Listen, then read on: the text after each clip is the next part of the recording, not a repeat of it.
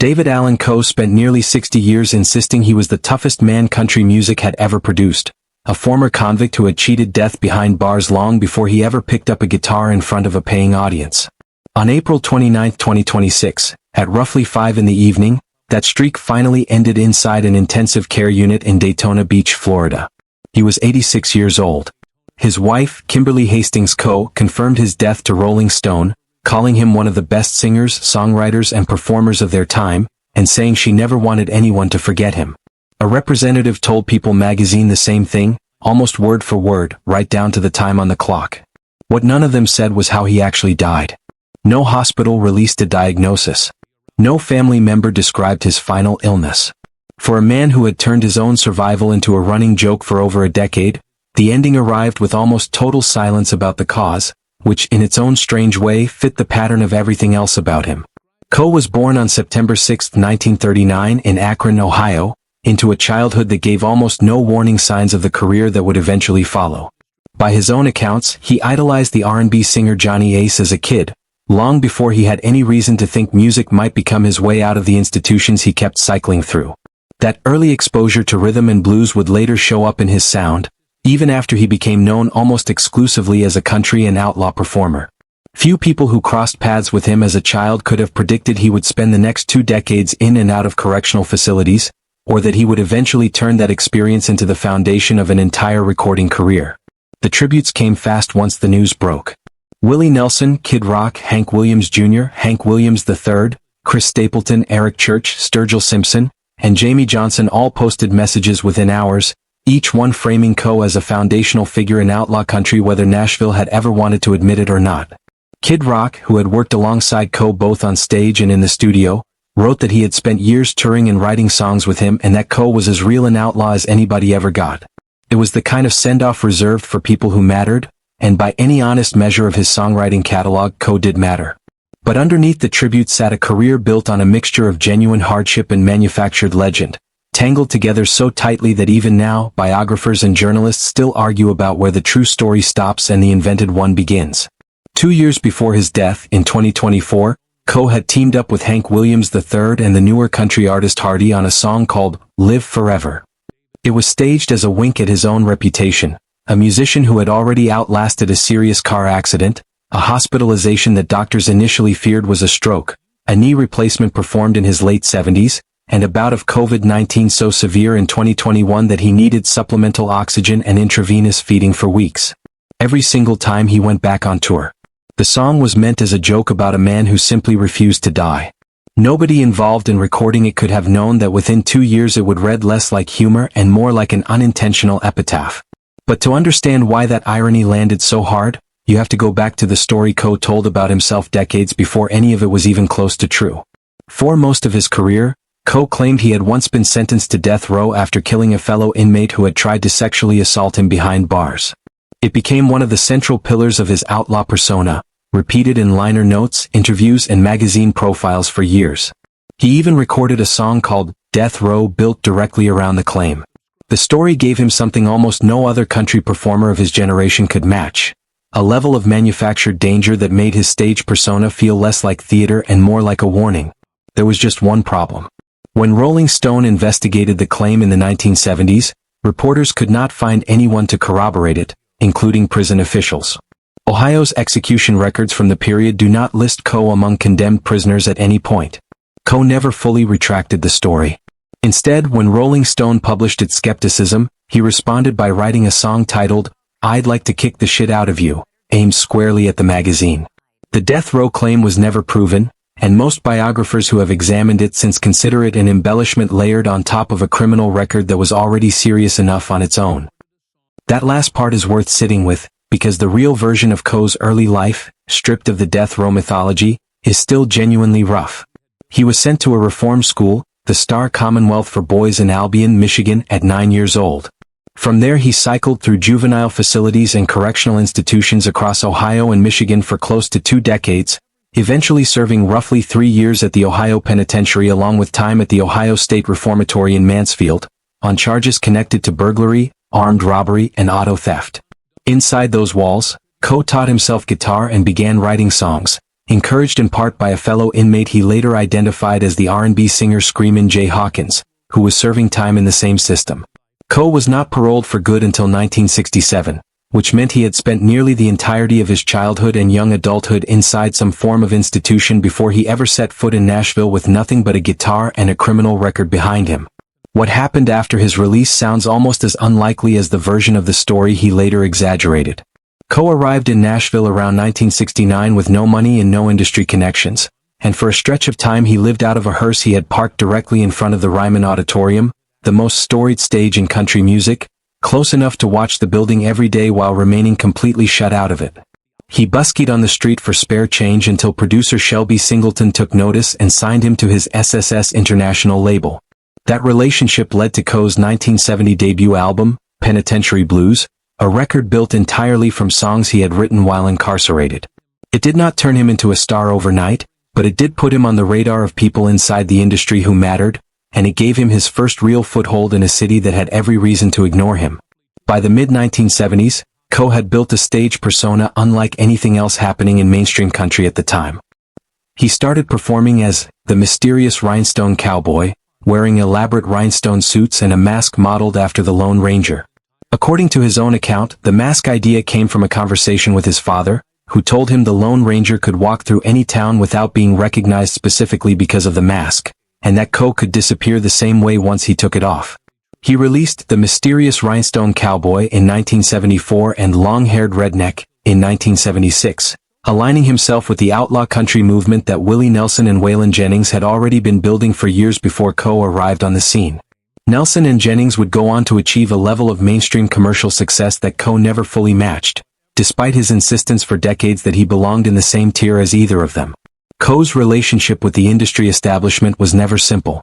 His 1974 signing to Columbia Records gave him major label backing that most outlaw performers of his generation never got, and he stayed with Columbia for roughly 16 years, releasing more than 20 studio albums under the label before that partnership ended in 1990.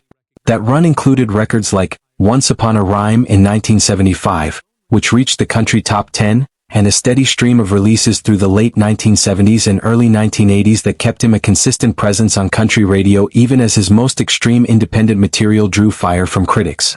Columbia's willingness to keep him on the roster for that long suggests the label saw commercial value in his outlaw image, even while distancing itself from his most controversial self-released records. That gap between reputation and record sales points to one of the more overlooked parts of Coe's career. Some of his biggest commercial successes were not actually his own recordings. He wrote Would You Lay With Me in a Field of Stone, which became a #1 country hit for Tanya Tucker in 1974. He wrote Take This Job and Shove It, which became a massive #1 hit for Johnny Paycheck in 1977 and later inspired a feature film with the same title, while Coe's own version of the song remained comparatively obscure. He was also the first country artist to record Tennessee Whiskey, a song that would not become a genre standard until George Jones and decades later, Chris Stapleton turned it into a signature hit. Coe's own performing career did produce real chart success, including You Never Even Called Me By My Name, which became one of the most quoted novelty songs in country music history. The Ride in 1983, built around the story of picking up the ghost of Hank Williams Sr. on a highway, and Mona Lisa Lost Her Smile, which climbed to #2 the following year. But the uncomfortable truth sitting underneath his entire career is that other artists got rich off songs he had written, while his own finances told a much less flattering story for most of his life. Coe's reputation as an outlaw was never limited to prison stories and rhinestone suits. In 1986 he released Son of the South, an album whose cover featured him holding a newborn baby with a Confederate flag draped over his shoulder, a choice that drew immediate criticism inside the industry. Around the same period he released 2 independently distributed albums, sold largely through mail order rather than mainstream retail because of how explicit they were, containing material that critics and fellow musicians described as racist, homophobic, and degrading toward women. A widely circulated New York Times piece characterized his music from that era as openly bigoted, and that criticism followed him for the rest of his career. Coe's defense never really changed over the years. He argued the material reflected his own experience inside the prison system, where he said he had formed friendships across racial lines that outside critics could not fully understand. That explanation rarely satisfied his critics, and the debate over whether that material amounted to raw honesty or something considerably uglier was never really settled, even by the time he died. For over a decade before his actual death, Coe kept ending up in hospitals for one serious medical episode after another, and almost every time he walked back out and returned to the stage. In 2013, a car crash in Florida left him with broken ribs, bruised kidneys, and head trauma severe enough to require more than a week of hospitalization, and he was performing again within weeks. In 2018, a hospitalization initially reported as a possible stroke turned out to be a serious ear infection that resolved within 2 days. In 2019, in his late 70s, he underwent knee replacement surgery and was released almost immediately afterward. Then in 2021, at 82 years old, he contracted COVID-19 severely enough to require supplemental oxygen and intravenous feeding for weeks, a scare serious enough that fans openly worried it would be the one he did not survive. He recovered again, went home, and started planning his return to touring. Each recovery reinforced the reputation he had spent a lifetime cultivating. The idea that Allan Coe simply could not be taken down by ordinary means. While his health kept testing him again and again, his finances were quietly collapsing behind the scenes. In 2003, Coe filed for bankruptcy and, in the process, sold off the publishing rights to every song he had written before 1984 for a reported $25,000, a fraction of what that catalog was genuinely worth given how many of those songs had already become hits for other artists. He later said he had not fully understood the terms of the deal at the time he signed it, and that flood damage had destroyed financial records he needed to properly evaluate his own situation. His troubles with the federal government went further than bankruptcy. In September 2015, Coe pleaded guilty in U.S. District Court in the Southern District of Ohio to one count of impeding and obstructing federal tax law. Prosecutors said he owed hundreds of thousands of dollars across multiple tax years. In June 2016, he was sentenced to 3 years of probation and ordered to repay just under $1 million to the IRS. For a performer who had spent his entire career building an identity around defiance of authority, that outcome looked far less like rebellion and more like a man who had simply run out of leverage. After his split from Columbia in 1990, Coe's career entered a rougher stretch that rarely gets mentioned alongside his earlier fame. A bitter divorce and mounting IRS pressure eventually cost him his home in Key West, and for a period afterward he reportedly lived out of a cave in Tennessee before rebuilding enough stability to keep touring independently. It was a strange echo of the hearse he had once parked outside the Ryman decades earlier, a reminder that even after years of major label success, financial security never came easily to him. He kept releasing music through smaller independent labels during this stretch, leaning even further into the raw, unfiltered persona that had always separated him from the rest of Nashville. Even in the middle of that financial turmoil, Coe kept finding unexpected corners of music to explore. Starting in 1999, he began recording with Dimebag Darrell, the guitarist from the heavy metal band Pantera, on a project blending outlaw country storytelling with metal instrumentation, released under the title Rebel Meets Rebel. The sessions stretched out over several years, and the album did not actually come out until 2006, 2 years after Darrell was killed on stage during an unrelated performance. Coe also contributed songwriting to Kid Rock's self-titled 2003 album, helping give his career an unexpected late boost long after most people assumed his commercial relevance had faded. His personal life moved through just as much turbulence as his finances.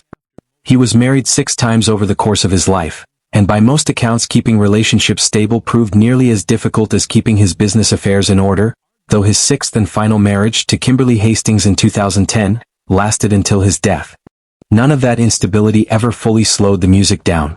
Coe kept performing well into his 80s, collaborating with acts like the Moonshine Bandits on the 2017 track, Baptized in Bourbon, proof that he had never really stepped away from the spotlight even as his health started to decline. His 2024 collaboration on Live Forever, with Hank Williams III and Hardy played, at the time, like one more joke from a man who had spent 2 decades turning survival into a personal brand. Then, in late April 2026, he was admitted to a hospital in Daytona Beach and moved into intensive care. He died there on the 29th at approximately 5 in the evening, according to his representative. No cause of death was ever made public. Willie Nelson, Kid Rock, both Hank Williamses, Chris Stapleton, Eric Church, Sturgill Simpson, Jamie Johnson, and dozens of other artists posted tributes within hours, each describing a man who had shaped the sound and attitude of outlaw country whether or not the Nashville establishment had ever fully embraced him. The man who spent decades insisting he had once escaped death itself inside a prison cell finally ran out of escapes inside a hospital bed in Florida. He was survived by Kimberly Hastings Coe, the woman who had stood beside him since 2010, and by several children from earlier relationships, including Tyler, Tanya, Cheyenne, Carla, and Shelley. What he left behind was a catalog of songs that shaped how working-class frustration and outlaw defiance sounded in country music for half a century, sitting right alongside a personal mythology so thoroughly self-constructed that even his own biographers still cannot fully separate what actually happened to him from what he simply decided people should believe. Given how much of his own story he rewrote over the decades, which part of his legacy do you think mattered more to him in the end? The truth of what he actually survived, or the myth he spent a lifetime building on top of it?